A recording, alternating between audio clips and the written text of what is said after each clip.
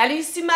Aujourd'hui, je vous parle du livre Vigile, écrit par Yam Zetoun, qui est un livre en nomination dans les rendez-vous du premier roman, mais pas dans la section Québec, dans la section hors Québec. Il paraît qu'on ne dit pas nécessairement français parce que ce ne sont pas tous des auteurs ou autrices français. Donc, allons-y dans le hors-Québec, ça me va. Donc, les personnes qui choisissent les nominés dans la section hors-Québec ne sont pas les mêmes que ceux qui choisissent les nominés dans la section Québec et Saint Jesus, ça paraît. Je crois que les sélections hors Québec vont davantage coller à ma peau que les sélections Québec.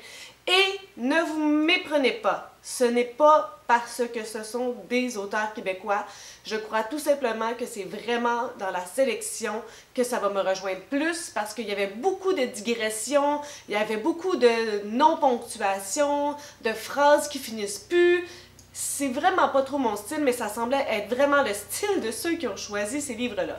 Il y avait une majorité de livres qui avaient ces éléments-là, puis ça me rejoint pas du tout. Donc, je vous dirais que dans ma tête, la sélection pour le Québec, c'était plus facile. Et rapidement, la sélection hors Québec va être plus difficile à faire pour moi. Donc, Vigile, c'est un tout petit livre, ma foi, très très beau.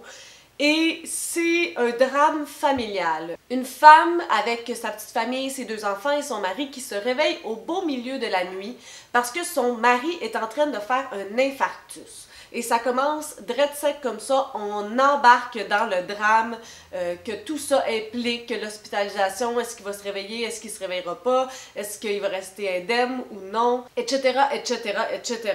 Donc on est vraiment dans un drame réaliste, dans quelque chose qui arrive très souvent.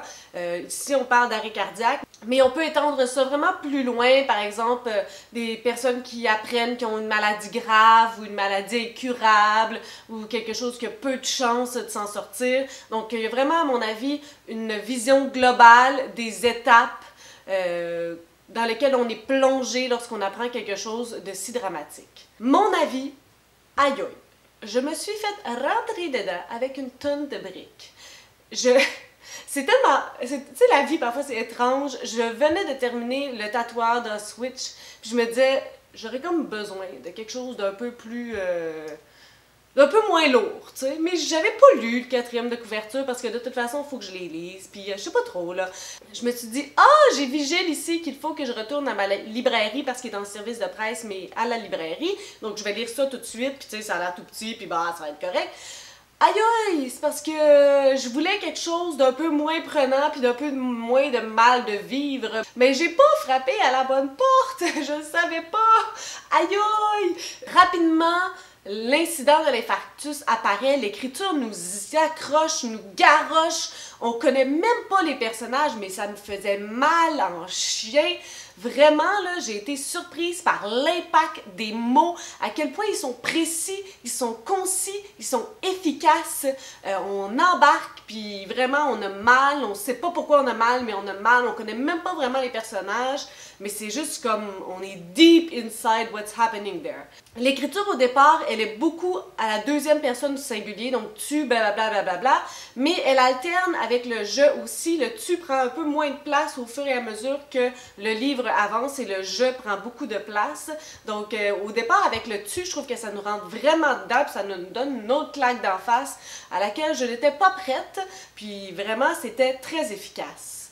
Il y a un peu d'alternance entre le temps, donc on est majoritairement présent, mais parfois on a des égarements avec des petits souvenirs du passé qui ne sont pas nécessairement annoncés, donc on lit et on est comme « Ah, ok, non, ça se passe pas au présent ». Ça peut être un peu troublant. Moi, c'est peut-être le seul petit élément qui me dérangeait parce que je lisais, tu sais, ce qui se passe au présent, puis j'étais comme « Ah, ok, non, on n'est plus là, là ». J'avais un peu besoin de réfléchir. J'aime ça, être paresseuse du cerveau.